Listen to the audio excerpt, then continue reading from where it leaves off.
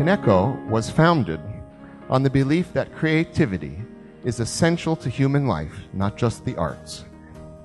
Sir Ken, who began in the arts but now focuses on the increasing importance of creativity and innovation in the world today, it is my great pleasure to welcome to the stage Sir Ken Robinson. I mean, I've worked in education reform movements all around the world. As Hal said at the front, I was involved in the peace process in Northern Ireland. I put together a whole strategy in the UK. I've worked in Asia, Australia, and I'm doing work with state governments here. I don't believe that the strictures that are being visited on schools by No Child Left Behind were intended in the legislation. It's a very serious piece of work put together by serious-minded people with the best interest of the country at heart. You could tell that. The trouble is, it's based on a misconception. And the misconception is this. The misconception at the heart of this education reform process is that sorting out education is very similar to bailing out the auto industry. All we have to do is kind of cut the mess, get rid of the excess, focus on the core issues, make the whole thing more streamlined and more efficient, and get it all standardized. And then it'll be fine. And the problem at the heart of this is that motor cars are indifferent to the processes by which they are produced. And human beings are not. The heart of education is personal engagement.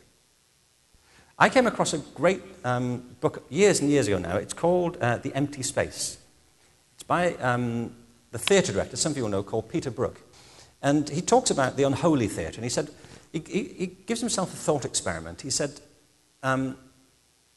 what is the essence of theatre? What's at the heart of this process? And the way he tries to get to it is by asking himself, what could you remove from the average theatre performance? What could you take away and still have theatre happening?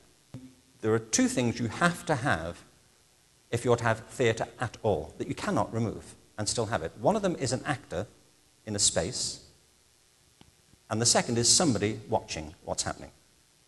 So that's the essential, irreducible minimum of the theatre, the relationship between a performer and an audience. And you see, I think we should be doing the same thought experiment with education.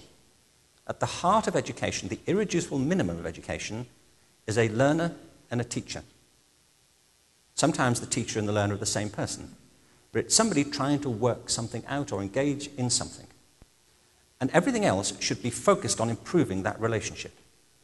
What's happening in schools across the country is that kids are dropping out in extraordinary numbers, and those who aren't dropping out, among the ones who stay, of course, are many who achieve great things, but too many who absent themselves psychologically from what's going on. And the cult of standardized testing, and it is a cult, I think is making it worse. Being in your element, to me, is essential for this reason, that people achieve their best when they do things they love to do, that resonate with them. So being in your element is two things. The first is, it's about doing something for which you have a natural capacity, a natural feel.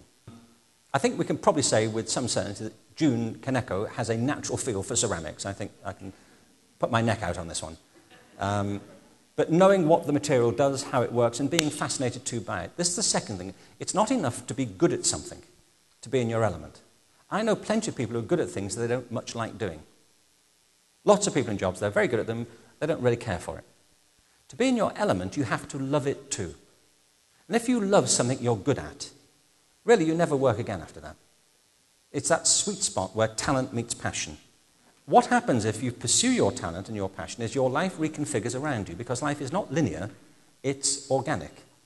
You create new conditions and you respond to them and change the environment in which you are living, yourself. You see, most adults think they're not very creative, but all children think they are, up to a certain point. And the reason many adults think they're not is because I think we make a big distinction in our culture between creativity and intelligence. There's a view that you can be very intelligent but not very creative yet not very intelligent. And the whole basis of my work is to argue, really, that we have to connect these two ideas intimately, that you can't be creative if you're not acting with high intelligence. And the highest form of intelligence is to be creative.